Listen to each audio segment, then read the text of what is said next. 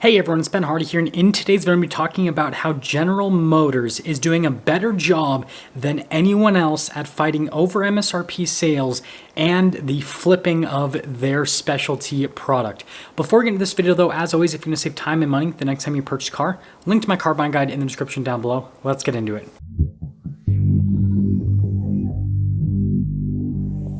Over the last few years, we have had a huge problem with vehicles being sold at over MSRP and vehicles just being flipped in general. I mean, there's a huge group of people that are literally just going out and buying vehicles with the intention of making a profit on them. We've never seen anything quite like this before. And obviously, it is making a lot of automakers very frustrated because they are now building cars for people just to resell them, and they would rather just sell those cars to the person that these people are reselling these cars to, right? Because then that means that person would be a lot happier with that product rather than having to pay a huge premium for that product.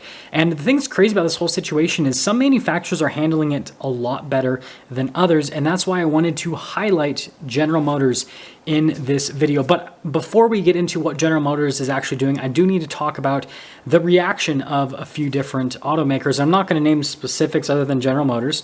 So the reaction of some automakers is literally no reaction. Like, they do not care whatsoever. It's crazy to me. Like, I'll talk to some automakers and be like, hey, what do you think about your product being sold at over MSRP? And they're like, supply and demand, it's just the market and it'll calm down eventually. And it's like, hey, reasonable response, but like, it's not exactly a popular opinion. Like, you probably want to be on the side of the people because the people right now are not exactly happy. But there's a lot of automakers that's just their reaction to it. And that's why you don't see anything in the news, right, of them taking action to fix things. And then you have like the middle area where the automakers are saying, yep, this is an issue and we are trying to solve this issue, and we might do a few things like implement some things, but those things that are getting implemented aren't really helping to solve the issue. A great example that I actually will name is Ford. You constantly see headlines with Ford in the news talking about how they're going to do direct to consumer sales and how they're fighting these over MSRP sales and how they think it's a big issue, but in reality, Ford isn't really doing anything to actually fix the situation. Like, they've implemented some changes that could potentially slightly remedy the situation, but Fords are still being sold at huge premiums over MSRP, and they're still being flipped like crazy.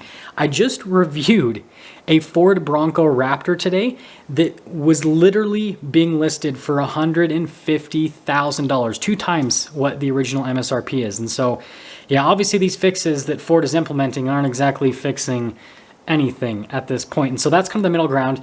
And then you have what GM is doing. And I think what GM is doing is absolutely genius. So first off, if they see dealers selling cars at significant premiums over MSRP, they are actually throttling their allocation. This is something that pretty much no other manufacturer is doing, including Ford. Ford is not doing anything to hurt dealers that are charging huge premiums over MSRP. They're basically just saying, hey, as long as you sell the car, that's all we care about. Whereas General Motors is actually lowering allocation for stores that are selling at huge premiums over MSRP. And I'm actually seeing this happen in real time because you guys know I've filmed for a bunch of different stores. And I've noticed that the stores that don't charge any premiums over MSRP are getting flooded with inventory right now, like a ton of inventory.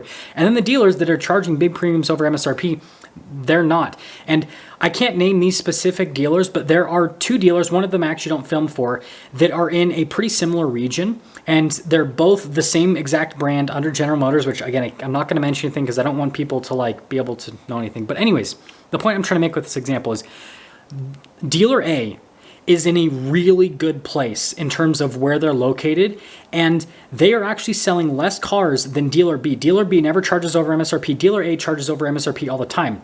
Dealer A is getting less cars from General Motors because they're charging over MSRP, and they've made so many customers upset that all those customers are now going over to dealer B, which is not in an ideal location whatsoever. And the change that I've seen over the last few years is crazy. Like, dealer A used to be like hands down the biggest dealer of this particular brand, like in the region. And now dealer B went from being one of the smallest to it is now the largest. It's crazy the change. So like what General Motors is implementing is actually working from a dealership perspective to reduce the over MSRP sales of their product. Now there obviously will be dealers that'll continue to do that, but it'll continue to harm them as time goes on because they'll get less and less allocation. And these dealers that are not charging over MSRP will get more and more allocation. Now, the next thing that General Motors is doing is on specialty product like the new Hummer EV, they are voiding the warranty of the vehicles that are being flipped. This is crazy. And again, it's so cool that General Motors is doing this. So basically, if I went in and had ordered a Hummer EV and then I go and sell it to someone a month after I take delivery, that person that I sold that Hummer EV to does not have a warranty. And trust me, a brand new fully electric pickup truck that is over $100,000 with a ton of different features is going to have warranty claims in its lifetime. But if you go and purchase a Hummer EV secondhand, you don't get a warranty because it's being flipped.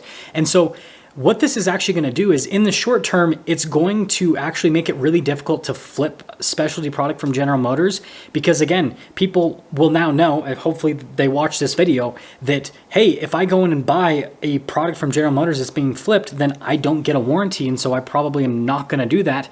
So in the short term, it's helping out in that way. And in the long term, the people that do purchase these vehicles that no longer have a warranty are going to get hurt. And then they're going to be like, okay, that was stupid. I'm never doing that again.